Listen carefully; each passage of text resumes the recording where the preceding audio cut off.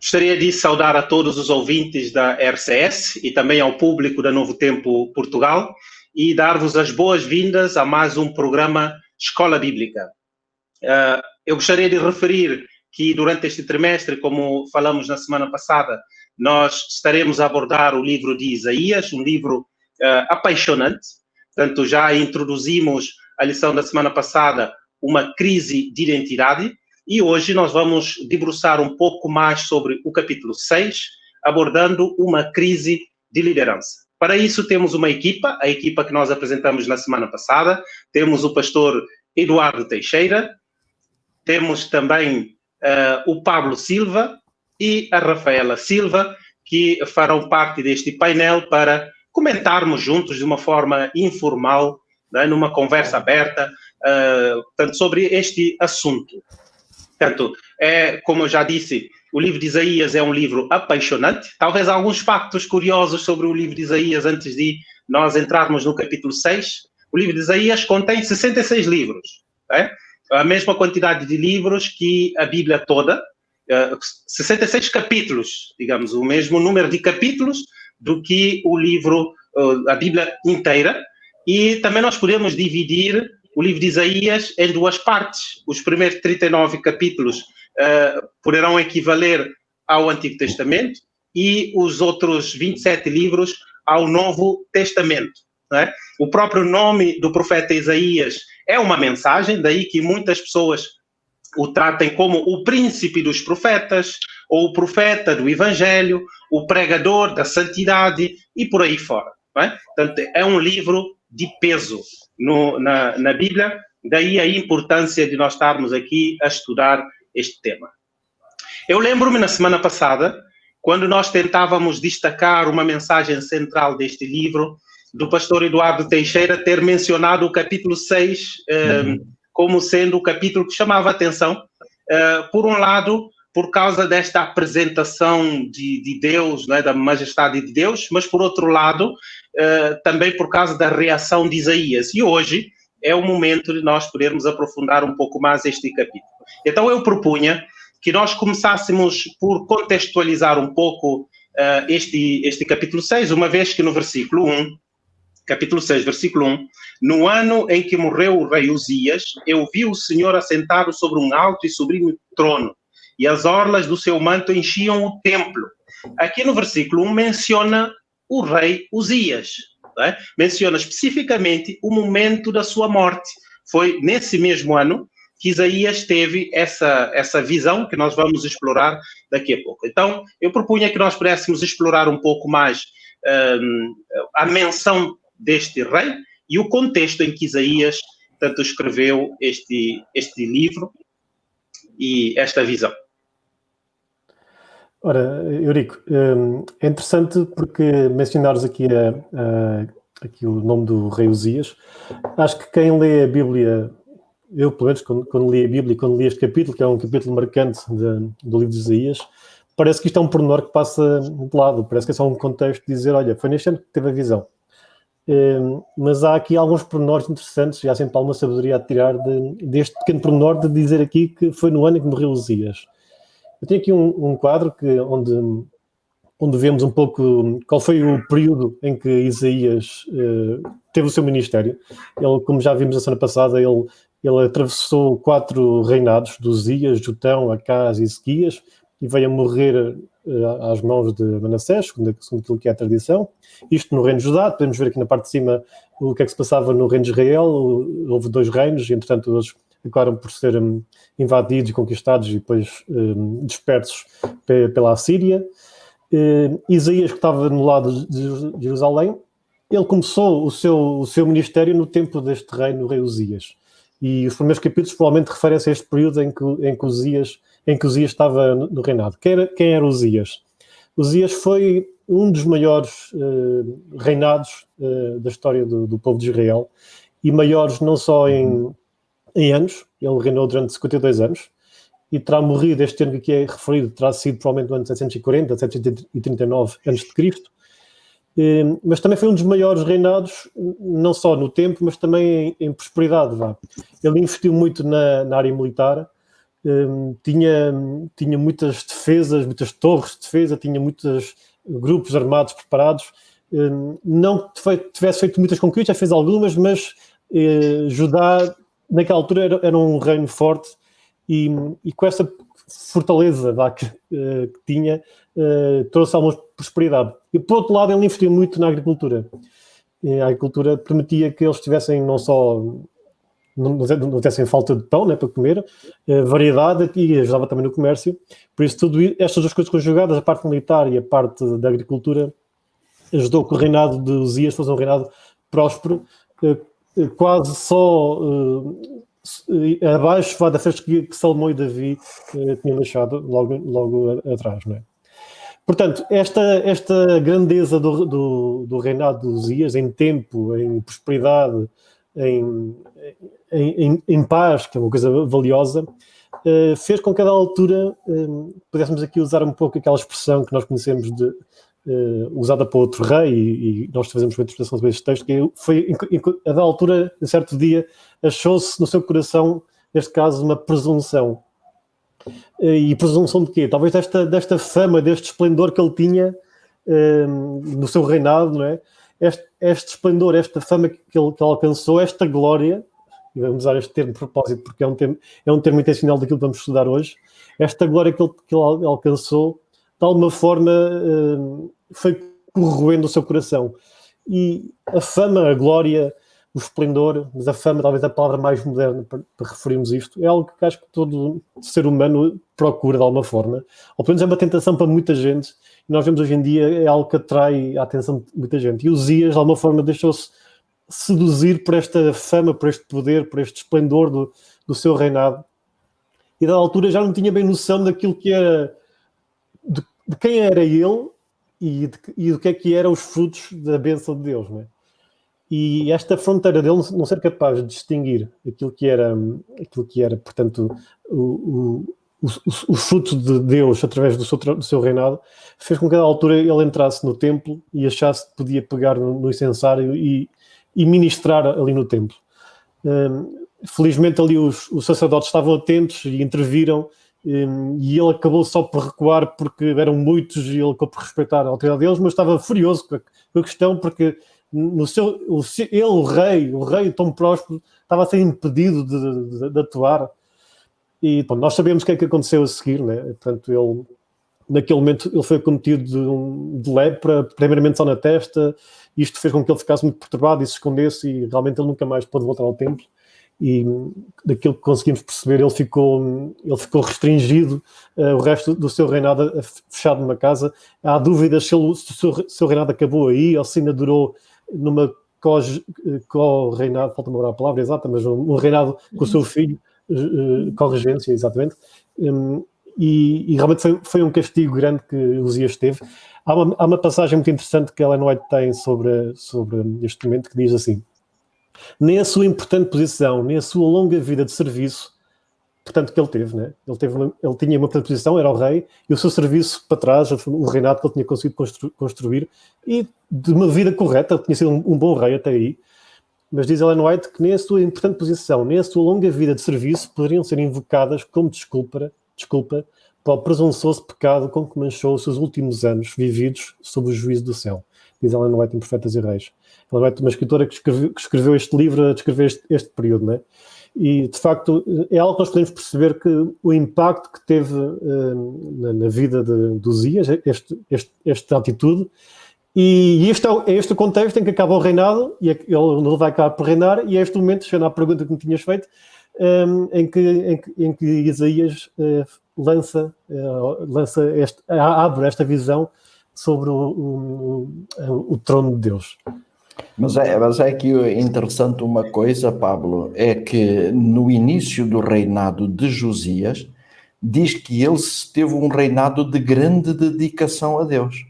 É por isso que o texto de Crônicas, do capítulo 26, se não estou em erro, versículo 5, vai dizer que Josias buscou a Deus no tempo de Zacarias, e depois vai dizer, e enquanto buscou ao Senhor, ele prosperou. Claro que todas essas virtudes que tu lhe atribuístes agora. Foram virtudes graças a ele ter estado com o Senhor, a ele ter buscado o Senhor. No entanto, eu gostaria de dizer, como tu já referiste, que a glória de Uzias termina com a lepra. Portanto, é uma glória muito passageira, em contraste com a glória de Deus. E é aqui que Deus vai mostrar a Isaías essa visão, mostrando que ele era o soberano e que, apesar de suportar os erros humanos, apenas porque conhece a nossa condição e tem esperança na volta que possamos dar, Deus continua no comando de tudo.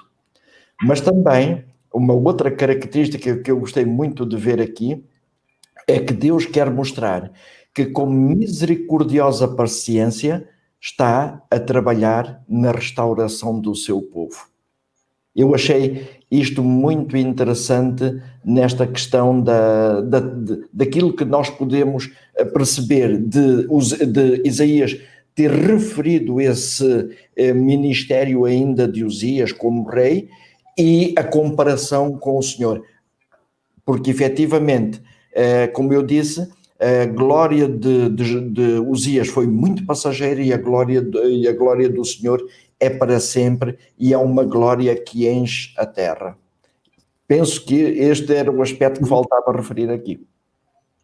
Muito bem, obrigado por estes dois comentários. Por um lado, o Pablo que traça-nos um panorama global do contexto em que Uzias vai, portanto, exercer o seu ministério, que também Isaías vai escrever este livro, e por outro lado, o segredo para o sucesso nesse reinado do rei Uzias, que o pastor Eduardo Teixeira acabou por mencionar. Quando nós abrimos o capítulo 6, nós encontramos aqui algumas coisas interessantes, de facto, que nos faz pensar no contraste entre Uzias e Deus, não é? Porque Isaías aqui menciona Uzias como sendo o rei Uzias.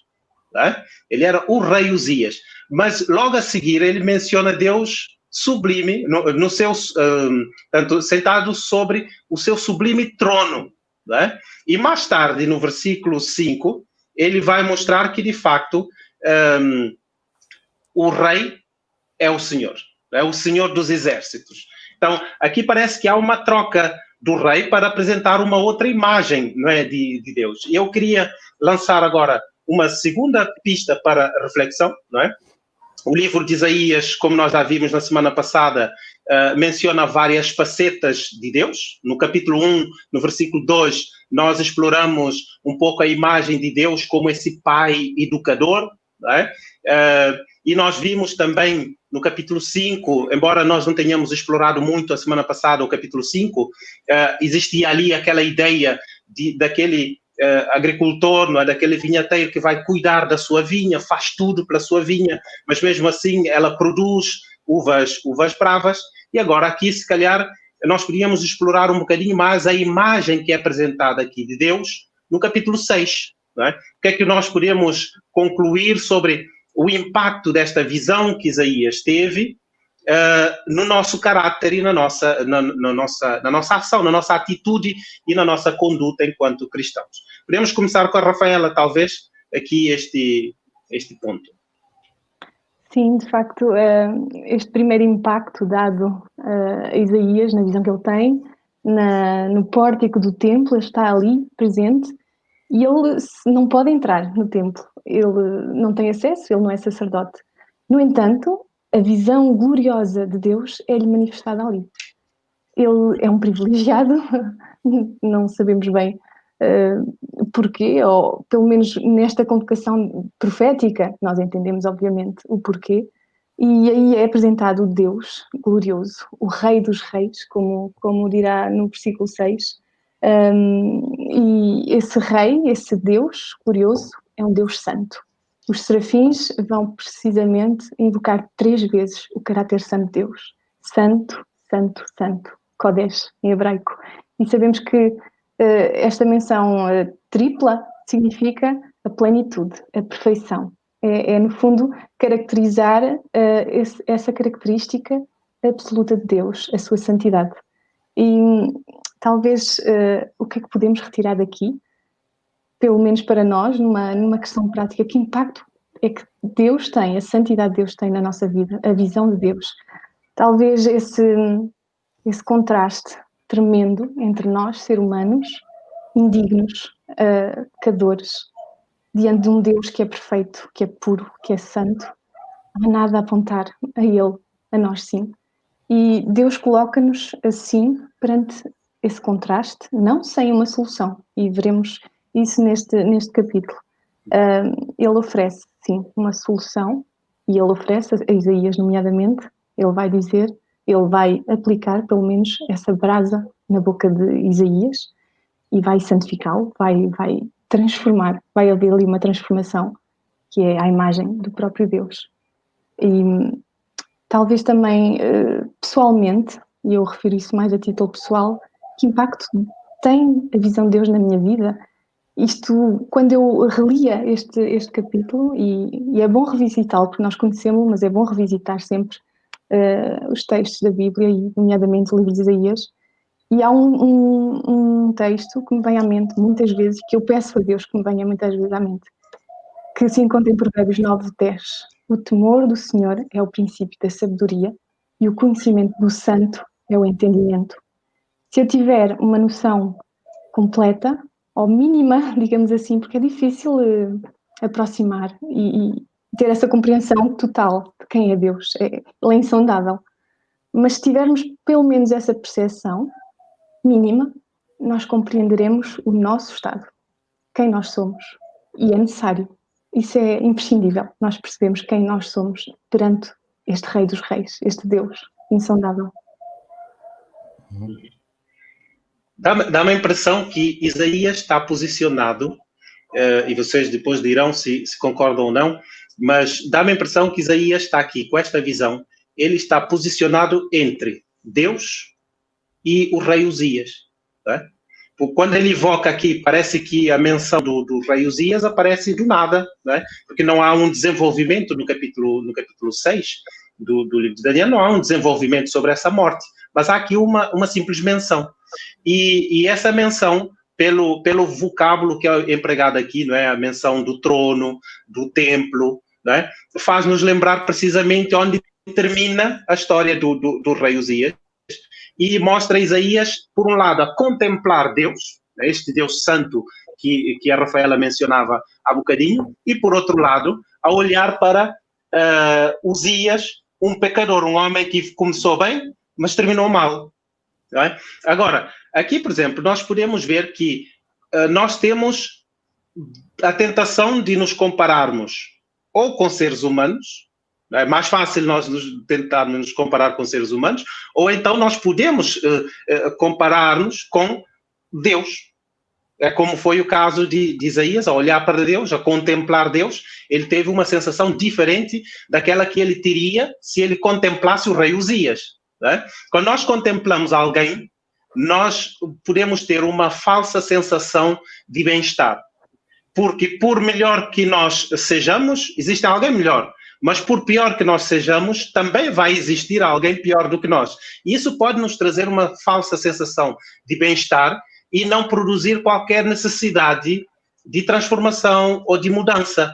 Mas quando nós olhamos para Isaías, para esta visão que ele tem, onde ele vê de facto que Deus não tem comparação, porque estas imagens que nós vemos aqui, essa descrição de serafins, não é algo que nós estamos habituados a ver todos os dias. É uma forma que ele teve de exaltar ao máximo essa glória que ele viu de Deus. Qual é a reação de Isaías perante esta glória de Deus? O versículo 5 diz: então disse eu, ai de mim que vou perecendo, pois sou um homem de lábios impuros e habito no meio de um povo de impuros lábios. E os meus olhos viram o Rei, o Senhor dos exércitos. Tá? Quando eu contemplo a Deus, eu sou incapaz de esconder os meus defeitos. Quando eu contemplo a Deus, eu sou habitado por um desejo enorme de confessar os meus erros. Não é? E é isso que Isaías vai aqui viver. Não é? Não sei se Tem mais algum ponto a acrescentar, pastor Eduardo? Eu acrescentaria um ponto, quer dizer, não é acrescentar, mas é reforçar um ponto que penso que é importante. É que Isaías não vê apenas esta majestade de Deus, esta glória, mas ele vê também um Deus que lhe concede o perdão, mas um perdão pleno e libertador. Quer dizer que Isaías se torna um homem mudado. Ele tinha apanhado um lampejo da amabilidade do caráter de Deus. E isso, para mim, é muito importante. Quer dizer que esta percepção de Deus inspirou em Isaías um incontido desejo de ver o transviado Israel livre de fardo e penalidade do pecado. E achei muito interessante esta ideia também deste capítulo 6. Deixem-me ser um bocadinho engenheiro aqui, neste momento, e tornar aqui um resumo numa sequência daquilo que eu acho que acontece nesta visão, que é o primeiro passo, que é Isaías vê a Deus, conhece a Deus. O segundo passo é ele ver-se a si próprio e reconhecer quem ele é. O terceiro passo passa no arrependimento, confissão, decisão perante isto, perante aquilo que Deus é, perante aquilo que eu sou, o que é que eu vou fazer, faço perante isto. Depois ele vai ouvir e acaba no ir, né? E há aqui esta sequência que acho interessante de conhecer a Deus, reconhecer quem somos, o arrependimento e decisão, o ouvir e depois o ir. Uhum. E é interessante que agora é motivado, ou seja, o próprio Deus está no impulso, na motivação, na origem da motivação. Não nos deixa sem esse impulso, ainda que vejamos que somos miseráveis, como dizia Paulo também. Uhum. Eu vi aqui nas duas últimas intervenções a palavra ir, né? Que lembra o chamado que Deus vai fazer a Isaías. Se nós pegarmos no capítulo 6 e dividirmos em 3 partes, nós podemos dizer que a primeira parte vai ser essa visão que ele recebe.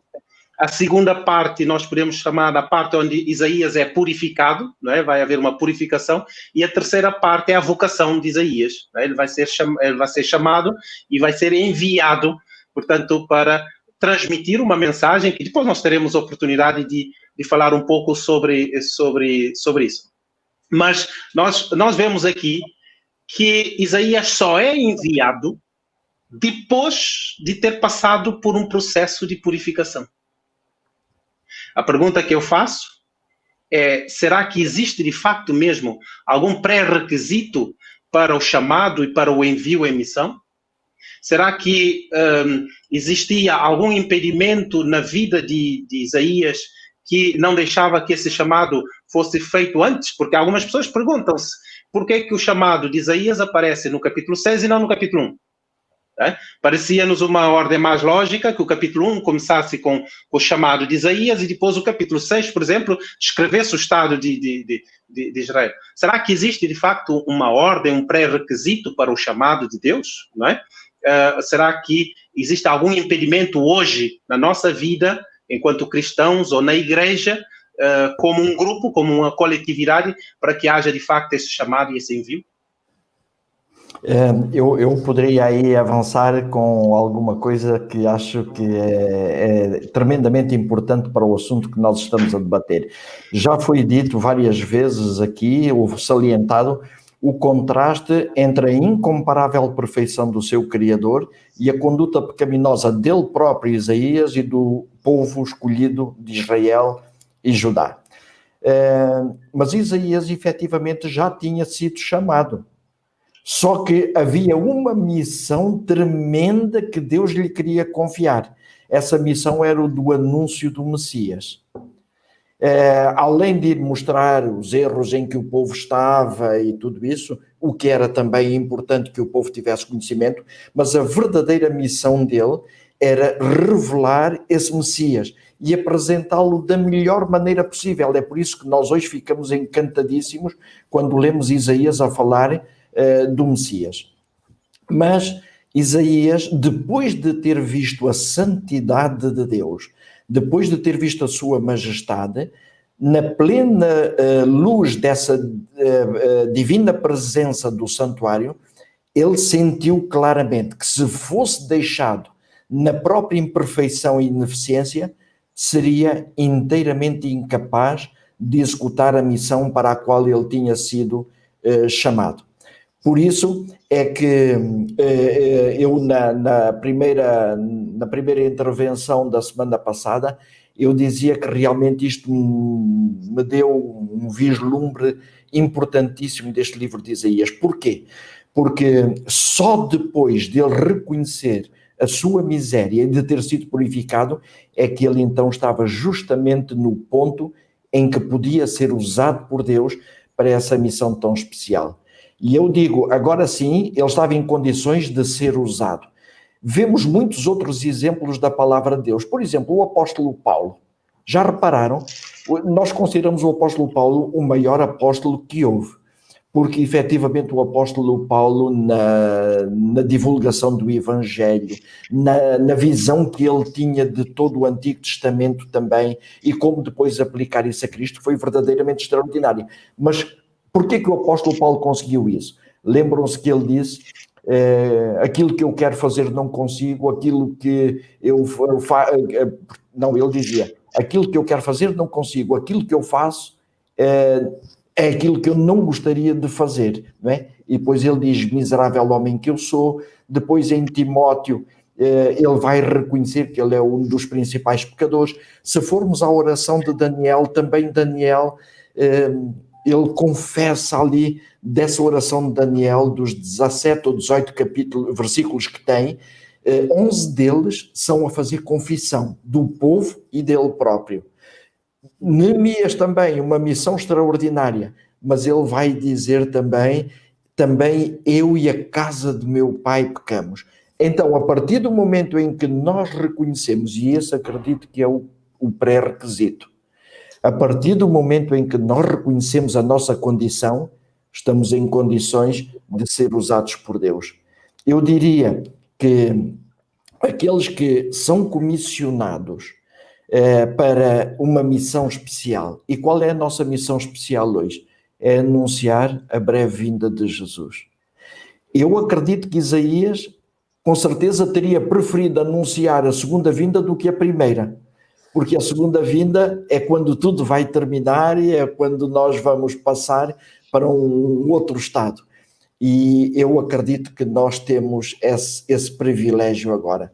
Mas esse privilégio só poderá ser verdadeiramente bem feito se efetivamente nós nos humilharmos diante de Deus, para Deus nos purificar também, a fim de cumprirmos a missão.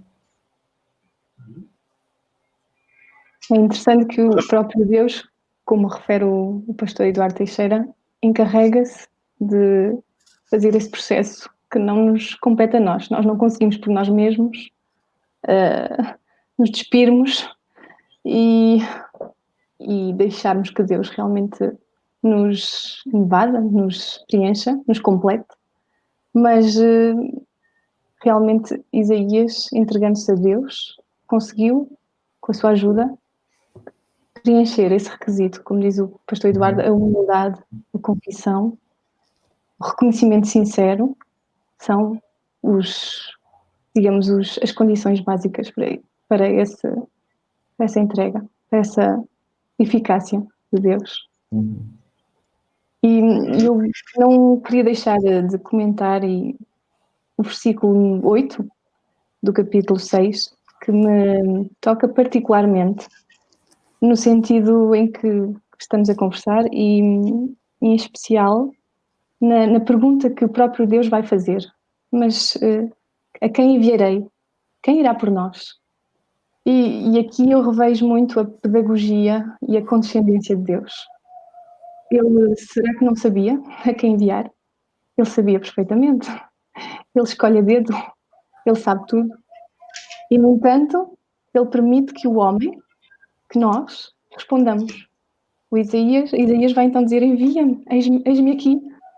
Isso deixa-me com um sorriso nos lábios e comove-me ao mesmo tempo, porque talvez se eu disser quem é que viveu esta experiência de Isaías, quem é que já viu Deus desta forma? Ninguém. Mas, se calhar, se eu disser quem é que já viveu a experiência da oração? A oração o que é? Não é a oração, afinal de contas, um encontro com Deus? Ousamos ir ao lugar santíssimo para nos encontrarmos com Deus? Então, vejo-me nessa iminência de Deus perante esta característica da sua condescendência, da sua entrega absoluta deste amor que é insondável e que permite ao homem, ao ser humano, cooperar com ele de uma forma extraordinária. Nós podemos ver aqui, continuando a mesma ordem de pensamento, nós podemos ver aqui um enorme trabalho de conversão, não é? Que Deus vai fazer. Que Isaías menciona lábios impuros, não é? Isso faz-nos pensar em muitas coisas. Mas os lábios aqui poderiam representar muitas outras coisas, sem ser propriamente um problema de fofoca, por exemplo, ou outro tipo de problema. Pode representar algum pecado acariciado também que nós podemos ter, estar a desenvolver, que nos impeça de cumprir a missão, mas pode ser simplesmente o facto de nós estarmos habitados pelo eu, né, que precisa ser removido. Porque um profeta é um porta-voz de Deus. Um profeta não leva uma mensagem dele, mas ele leva uma mensagem que foi dada pelo próprio Deus. Ele vai falar em nome de Deus, ele vai falar com o poder de Deus, né? Muitas vezes uma mensagem que ele nem sequer gostaria de transmitir. Né? Eu, quando pensava nesta pergunta, veio à minha mente o final do livro do Evangelho de Lucas, onde Jesus fala com os seus discípulos, né? E ele diz a seguinte, faz aqui a seguinte, dá uma ordem, né, aos seus discípulos e ao mesmo tempo uma promessa, onde ele diz no versículo 49, portanto, capítulo 24, versículo 49, envio sobre vós a promessa de meu Pai, mas ficai na cidade, até que do alto sejais revestidos de poder. Né? Portanto, esta missão que Deus confia a Isaías, portanto, ele só vai poder concretizá-la se, de facto, ele pudesse ser purificado por Deus, capacitado por Deus para cumprir esta missão. De outra forma, era praticamente impossível. E por falar no versículo 8, que a Rafaela mencionou aqui, nós temos logo a seguir o conteúdo da mensagem que ele deveria transmitir. Não é? Versículos 9 e 10, nós temos aqui a mensagem. Então, disse ele, vai e diz a este povo, agora vejam, ouvis de facto e não entendeis, e vede em verdade, mas não percebeis. Engorda o coração deste povo, endurece-lhe os ouvidos e fecha-lhe os olhos. Não venha ele a ver com os seus olhos e a ouvir com os seus ouvidos e a entender com o seu coração e a converter-se e seja sarado. O que Deus queria do povo, na realidade? Queria que eles ouvissem ou não? Queria que eles se convertessem ou não? Por que é que aqui fala de endurecer o coração? Como é que nós podemos entender esta mensagem? Eurico, esta expressão do endurecer o coração é uma expressão que causa muita confusão a muita gente. E nesta temática de onde é que está a liberdade, o livre-arbítrio versus predestinação, como é que o faraó, quando é dito que Deus endureceu o coração de faraó, e muita gente fica perturbada, então, mas até que ponto é que o faraó foi livre, ou ele fez isto condicionado, foi obrigado a agir daquela forma, ou aplicando aqui este contexto, realmente Deus está já a predestinar qual é a resposta que o povo de Israel vai dar a esta situação, não é? E é interessante porque nós podemos olhar para o povo de Israel e temos esta análise, não é? E nós fizéssemos esta análise em relação a uma pessoa, e realmente quando fazemos em relação ao faraó, estamos a falar de uma pessoa em concreto, e já agora, abrindo parênteses, em relação ao faraó, aparecem expressões a dizer que Deus endureceu o coração, como aparecem expressões a dizer que o faraó endureceu o seu próprio coração. Aparecem ambas expressões no mesmo relato. Mas aqui, quando falamos de um povo, é muito diferente estar a falar de um indivíduo de estar a falar de um povo. A sorte de um povo não é necessariamente uma condicionante para a sorte de um indivíduo, não é? Por isso acho que há aqui logo à partida uma grande distinção do livre-arbítrio, porque cada indivíduo continua a ser livre de aceitar, assim como em todas as gerações, como por exemplo quando Isaías vai profetizar a rejeição de Jesus Cristo como Messias, mas houve uma série de indivíduos judeus que aceitaram, não é? Por isso, a liberdade manifesta-se individualmente. Como povo, na verdade isto não está a acontecer neste momento, não é? Deus não apareceu neste momento a Isaías a dizer que, olha, vai acontecer isto e agora isto vai acontecer mais nada. Nós podemos ir bem lá atrás. Aliás, podemos começar a recuar um pouco antes, né, no próprio capítulo de Isaías, como vimos na semana passada, que já há estes avisos, mas podemos ir mais atrás a outros profetas anteriores e logo desde o início, quando o povo nasce como povo, no tempo de Moisés, Moisés já começa a lançar aqui estas pistas do que é que poderá acontecer. Aparece em Levíticos 26 a dizer: espalhar-vos entre as nações, ou em Deuteronômios 4 aparece a dizer que o Senhor vos espalhará entre os povos e ficareis poucos em número entre as nações às quais o Senhor vos conduzirá, e ali servireis a deuses que são outros deuses. Tudo isto dá uma forma, tipo, já há centenas de anos em que esta mensagem estava a ser dada ao povo. E, portanto, Deus está naquele ponto em que nós estamos, às vezes, com um filho, em que já percebemos que fizemos tudo o que era possível fazer para o advertir de alguma coisa e que ele não está a fazer, já sabemos o que aquilo vai dar. Deus, neste momento, já sabe o que aquilo vai dar. Isto não é necessariamente condicionar o povo. E nós podemos ainda fazer aqui um outro exercício um pouco subjetivo, um pouco... Mas é interessante fazê-lo, que é: o que é que aconteceria se o povo se arrependesse como povo? Será que... Imaginem que, de facto, o povo, os reis seguintes que vieram a seguir, mudassem totalmente de atitude e fossem aquilo que Deus sempre esperou que eles fossem, né? Aquela vinha que desse as uvas do capítulo 5. Será que o plano de Deus estava comprometido? Deus precisava que o povo falhasse? Eu acho que não, né? Ou seja, Deus esperaria e gostaria que aquele povo tivesse mudado de atitude, e se isso tivesse acontecido, teria sido melhor para todos. Ou seja, isto não era o plano A, isto é o plano B. O plano B foi tipo: o povo de Israel está a falhar, eu neste momento já percebo que isto não vai... Já é inevitável, o desfecho é inevitável, e posso dizer-lhe isto abertamente, porque o desfecho é inevitável. E por isso, isto não é uma questão de predestinação, não é uma questão de não haver opções de escolha. O povo, como povo, teve centenas de anos de hipóteses de escolher e foi fazendo escolhas, acentuando as suas escolha sobre escolha, até chegar a um ponto em que o destino já era impossível mudar como povo.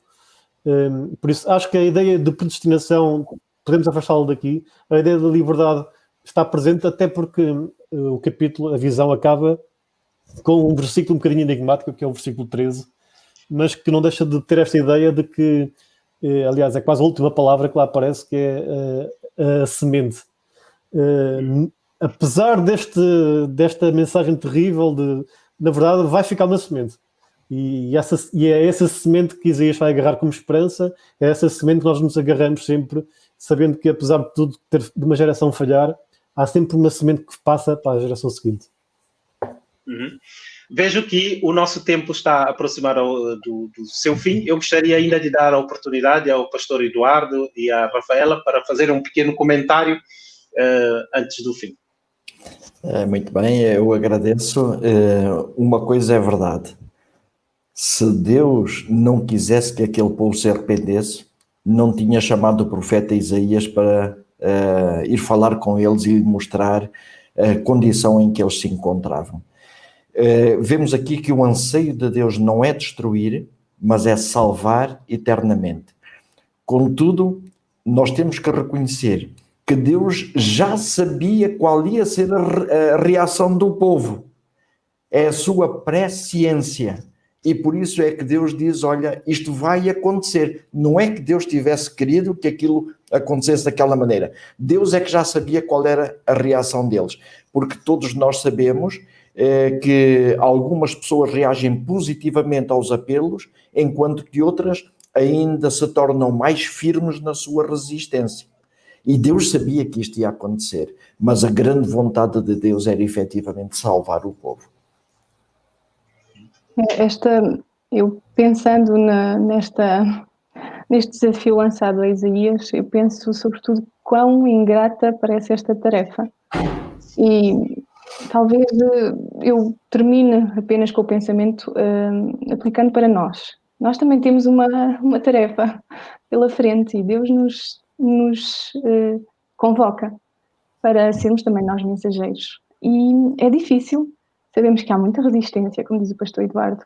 E uma coisa que eu retenho é, na minha experiência com Deus, eu tenho que ser compreensiva, porque eu também já resisti a Deus.